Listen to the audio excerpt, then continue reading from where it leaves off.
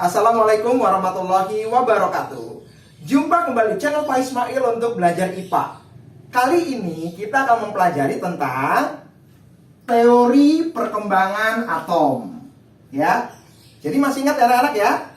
Atom atau bagian terkecil zat atau benda atau materi, strukturnya itu tidak serta-merta ditemukan langsung dalam bentuk elektron, proton, neutron, itu enggak ya. Tapi ada beberapa periode perkembangan di sini.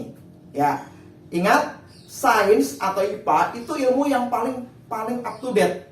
Jadi kalau ada teori terbaru atau hasil riset terbaru, teori yang lama bukan berarti salah ya. Tidak salah, cuma tidak lagi dipakai karena ada yang lebih up to date-nya. Seperti itu. Nah, begitu juga dengan konsep dasar atom atau unit terkecil zat atau materi.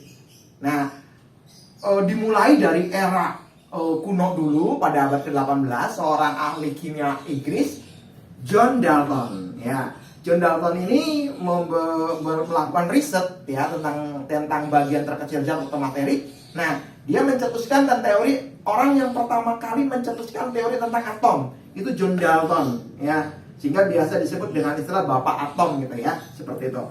Kata John Dalton begini, atom adalah berbentuk bola pejal. Jadi kayak bulatan-bulatan aja gitu, bola pejal, dimana merupakan bagian terkecil zat. Seperti itu ya. Oke. Dan atom-atom yang sejenis atau berbeda jenis itu dapat bergabung membentuk molekul. Jadi istilah molekul, istilah atom ini pertama kali dikemukakan oleh John Dalton ya, seperti itu. Cuma konsep dasarnya kita masih bingung gitu ya, apakah hanya bentuk bola pejal yang kosong saja atau tidak, seperti itu ya. Karena memang pada saat itu alat-alat untuk riset itu terbatas ya, seperti itu.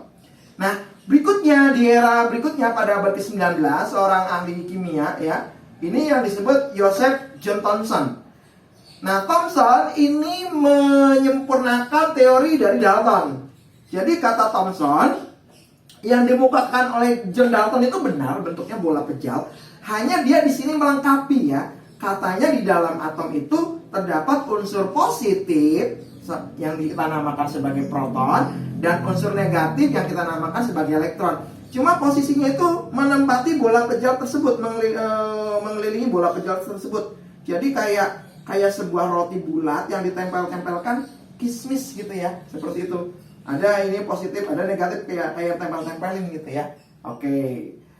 Lebih menyempurnakan teori Dalton. Karena bentuknya seperti ini, ya kita kenal sebagai atom roti kismis gitu ya. Karena memang bentuknya muatannya itu mengelilingi. Jadi kalau gambar dua dimensinya kayak tempel-tempel doang, seperti itu.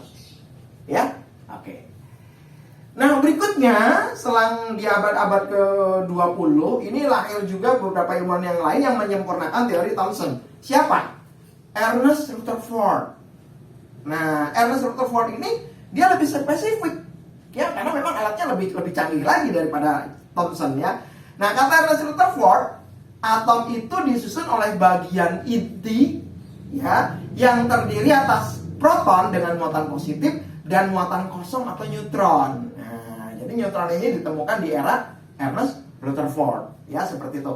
Sedangkan elektron itu bergerak mengelilingi intinya, inti atomnya, seperti itu ya. Jadi konsep dasar Ernest Rutherford adalah bahwa elektron itu mengelilingi inti atomnya, seperti itu.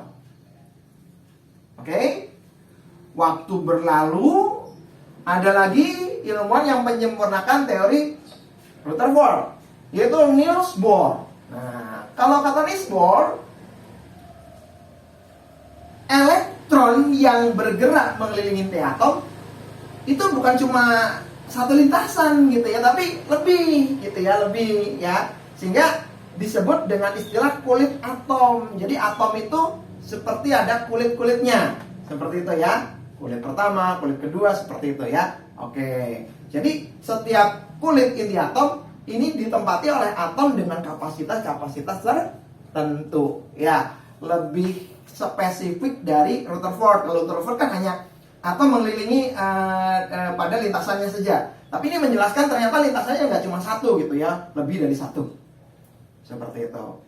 Dan di era sekarang yang modern ya, kita menggunakan teori modern atau biasa disebut dengan mekanika gelombang.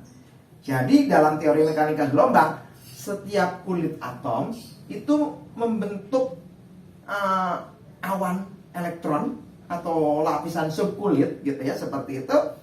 Dan ini yang disebut dengan orbital gitu ya, seperti itu. Jadi di setiap kulit itu terdapat orbital-orbital atau sub-subkulit gitu ya, yang lebih spesifik lagi di mana elektron menempati dari sub-subkulit itu, seperti itu. Ya. Apa yang dapat kita petik dari kesimpulan ini? Ternyata konsep dasar atom makin ke sini makin disempurnakan ya, seperti itulah. Demikianlah sifat ilmu pengetahuan berkembang sesuai dengan perkembangan zaman, sesuai dengan kemajuan, sesuai dengan kemajuan teknologi ya, semakin lebih didefinisikan secara baik. Bukan berarti teori yang lama salah, betul, hanya lebih disempurnakan ya, seperti itu. Jelas? Mudah-mudahan bisa dipahami dengan baik.